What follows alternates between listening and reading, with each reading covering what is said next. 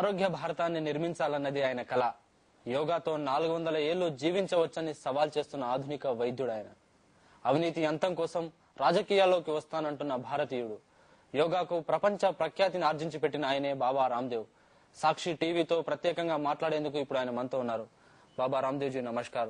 प्रणाम. साक्षी टीवी से बात करने के बहुत बहुत धन्यवाद देता हूँ. आपने राजनीति में प्रवेश करने की घोषणा की है, पार्टी रखने का उद्देश्य क्या है आपका? मेरे सामने दो रास्ते थे और मेरे नहीं इस पूरे देश के सामने दो रास्ते हैं.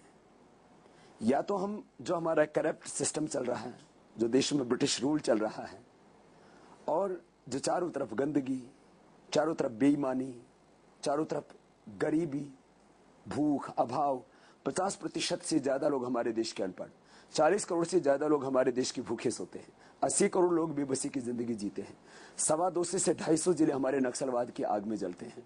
यदि हम इस सिस्टम को एक्सेप्ट कर लेते हैं तब तो कोई दिक्कत नहीं है कि हो देश में करप्शन, मुझे कोई दिक्कत नहीं. क्रिमिनल्स हम पर रूल करते हैं, कोई दिक्कत नहीं. तो करप्ट और क्रिमिनल्स को मैं एक्सेप्ट नहीं कर पा रहा और मैं नहीं, इस देश के करोड़ों लोग अब ये चाहते हैं कि भ्रष्टाचार, ये गरीबी, भूख, अभाव, ये अशिक्षा, ये दरिद्रता, ये मिटनी चाहिए. और इसको मिटाने के लिए हमने ये भारत स्वाभिमान का अभियान शुरू किया और एक भारत निर्माण का हमने ध्येय लिया. और हमें पता है कि ये चाहे बच्चों को शिक्षा देने वाला काम हो तो उसमें करीब 50 लाख करोड़ रुपए की जरूरत है बजट की. और यदि हम हाथ को काम देना चाहते हैं उसमें करीब 20 लाख करोड़ रुपए हमको चाहिए. और हर खेत को पानी और बिजली देना चाहते हैं इसके लिए करीब 10-11 लाख करोड़ रुपए चाहिए. और 1 लाख मेगावाट की बिजली की जरूरत है, उसके लिए करीब अपने को 4 से 5 लाख करोड़ रुपए चाहिए. इससे 40 लाख करोड़ रुपए हमने बोला कि करेंसी रिकॉल कर लो, तो जो 100, 500, 1000 रुपए के नोट वापस ले लो. अभी तक रिजर्व बैंक ने, ये मेरे पास में पूरे रिजर्व बैंक के पूरे आंकड़े हैं, पूरे के पूरे रिजर्व बैंक ने अभी तक करीब 50 लाख करोड़ रुपए छापे हैं, बड़े नोट. और इन नोट्स को यदि हम वापस ले लेते हैं तो जो भी लोगों ने बेईमानी करके, भ्रष्टाचार करके देश का धन लूटा है वो वापस आ जाएगा देश का 40 से 50 लाख करोड़ रुपए और ये देश बन जाएगा. तो हम इस भारत को बचाना चाहते हैं, भारत को बनाना चाहते हैं, भारत निर्माण करना चाहते हैं. इसलिए हमने भारत स्वाभिमान का अभियान शुरू किया. जो भी पॉलिटिकल नेम होगा पार्टी का वो हम आगे बताएंगे. हमारा मकसद है ऐसे लोगों को संसद में भेजना जो देश को लूटे नहीं, देश को बचाएं, देश को बनाएं. 60 साल में गवर्नमेंट कुछ भी नहीं किया.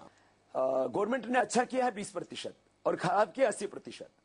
स्वर्गीय राजीव गांधी जी कहा करते थे हमारे देश का जो बजट बनता है उसका 10 से 15% गांव को मिल पाता है, विकास को के लिए लग पाता है. 80 से 90% तो लोग लूट ही लेते हैं.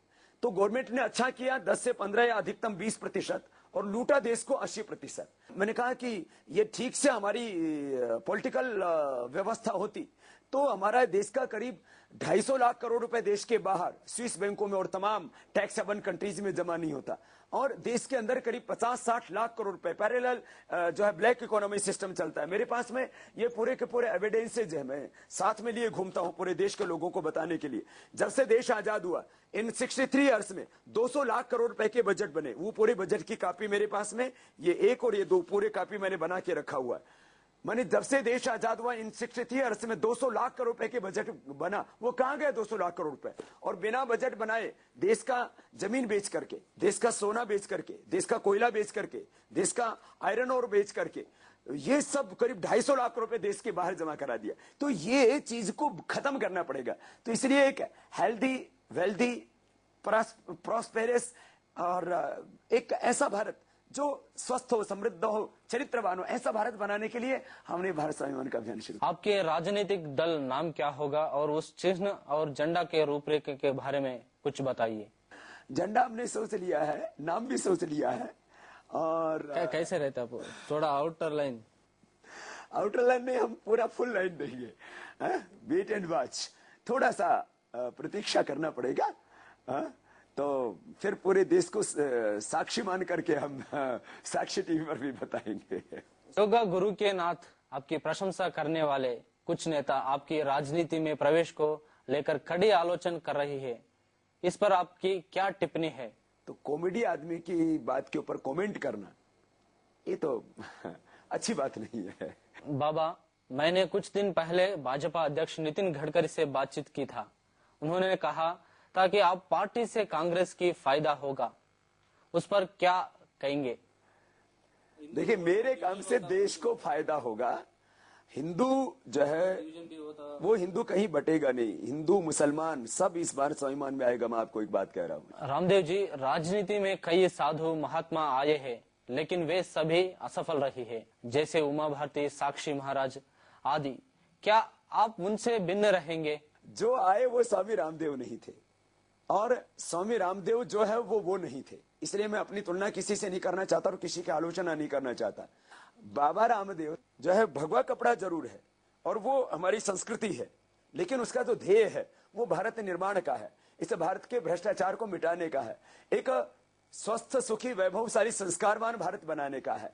तो ये जो ध्येय है और ये जो पूरा स्वरूप है वो किसी के साथ नहीं जुड़ा था, इसलिए वो असफल हुए होंगे। स्वामी रामदेव असफल नहीं होने वाला, बल्कि स्वामी रामदेव इस देश के करोड़ों लोगों के विश्वास को जीत करके एक नया भारत बनाने वाला है।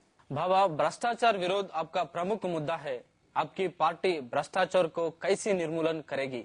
भ्रष्टाचार का पहला कदम बड़े नोट छापने बंद करो। दूसरा कदम करप्शन के खिलाफ मृत्यु दंड का कानून बनाओ। जो भी भ्रष्टाचारी हैं, बलात्कारी हैं, मां बहन बेटियों की दहेज के लिए हत्या करते हैं, जो खाने पीने की चीजों में मिलावट करके करोड़ों लोगों की जिंदगी में जहर घोलते हैं,